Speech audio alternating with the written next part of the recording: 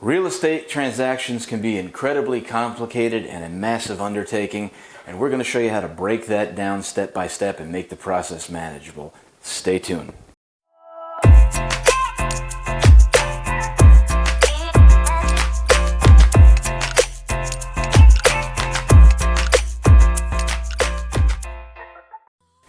So what we're going to do now is we're going to take the incredibly complicated process of a real estate transaction and we're going to break it down to a step-by-step process to make it manageable. But in order to do that, I'm going to have to take you to the boardroom with me. But wait, stop. Before you do that, do yourself a favor, smash subscribe, hit that little bell, slide the thing up to all, and you'll know every time we have a new video. You're welcome.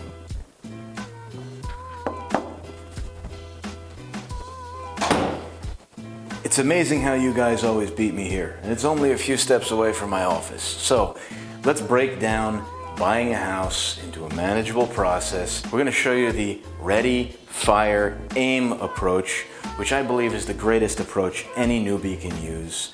Honestly, pulling comps, doing research, and due diligence ahead of a time can waste a tremendous amount of time.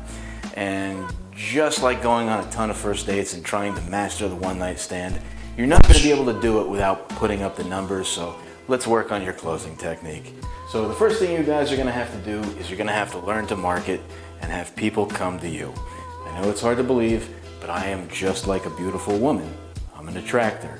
So we do all kinds of marketing. We got signs, billboards, we got Google AdWords for our websites, cars, bandit signs, anything you could possibly imagine, put ads in the paper, just have people contact you. We do use a system called Pat Live to filter all of our calls, because after you get those calls, you're going to start to realize you paid to make the phone ring.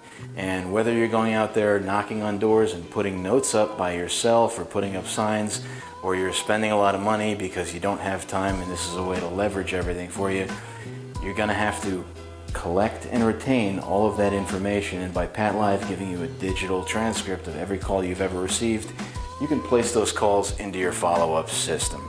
So if somebody is not ready to sell to you already, when they go through the pre-screening process, which you can do yourself, there's phone scripts in the binders if you guys want them. Just leave it in the comment and we'll get you one. You're going to have to pre-screen them yourself, and you're going to collect and retain all of that information. Again, if they're not ready to sell or meet with you right now, I'm a really strong advocate of calling everybody back, sending them a postcard, and even texting them once a month. Perfect follow-up system. What your job is to do when you talk to people is to let them tell you how they're going to sell you that house. The information that I want you to get all the time, every time, is name, phone number, address, best way to contact them. These are all things you're going to need. And then what do they owe on the house? What are they asking for the house? And what's the house worth? And this is all information, especially what they owe, that's on public record. But I've never had to ever look any of that up, because it's one of my principles that I don't work with people who don't want to work with me. So pretty please, with sugar on top, tell me how much you owe on the house. Break them down, get good on the phones. The only reason you're going to learn to talk to people over the phone is just like the only reason you're going to learn to talk to girls over the phone, because you're going to push for that appointment. Okay? When you make an appointment, you are going to keep it prompt. They are many times going to be late.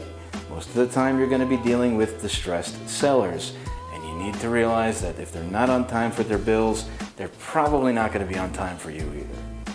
When you go on that appointment, I want you to bring all your paperwork there. It's like going on a date with a condom in your pocket. You're there to accomplish an objective. Sure, you're going to get to know them. Sure, you're going to make friends. Sure, you're going to help them solve their problem. But you can't kill if you don't have the tool to kill with you. So bring all your paperwork with you all the time. We'll go over that in a later video. Again, if you guys want the binder, just leave it in the comments and we'll make sure that we get you one. Once you make that appointment, your job is to figure out what their problem is. Nothing more. We know many times distressed sellers are suffering from a lack of money. A lack of money is not a real problem. It is a symptom of a much, much larger problem. And if you dig and ask questions like I told you to on our rapport creating video, that problem is going to surface, and many times by helping them solve that problem, you're going to buy the house as well. Then it's going to be the moment of truth, time to drop the hammer. You're going to break out your purchase and sales agreement. No, you're not going through a lawyer. You're doing this on the spot. Your authorization to release and your seller's checklist. You are going to fill those out just like they are in the binder. You're going to get multiple copies, leave one with the seller, take one with you. In this day and age, everybody's got a phone with a video camera on it. Feel free to video it, not only so you have proof that they actually did do this and agree to everything, but also so you can watch yourself, critique you, and get better at your trade. And that's exactly what this is, a very lucrative trade. After you have a purchase and sales agreement, an authorization to release, and a seller's checklist, then there's a little sub-step in here. When you go back to your car, you can celebrate. Party, have a good time, especially if it was your first one. Go home that night, get your house, you earned it, okay? The next morning when you wake up, after you've shook that hangover off, then and only then is it time to do research. Now it's okay to look at the MLS. See what kind of a deal you think it is. Figure out what the value is. Contact the bank with your authorization to release if there's a mortgage on the property. Order payoffs. Find out if they told you the truth about the numbers.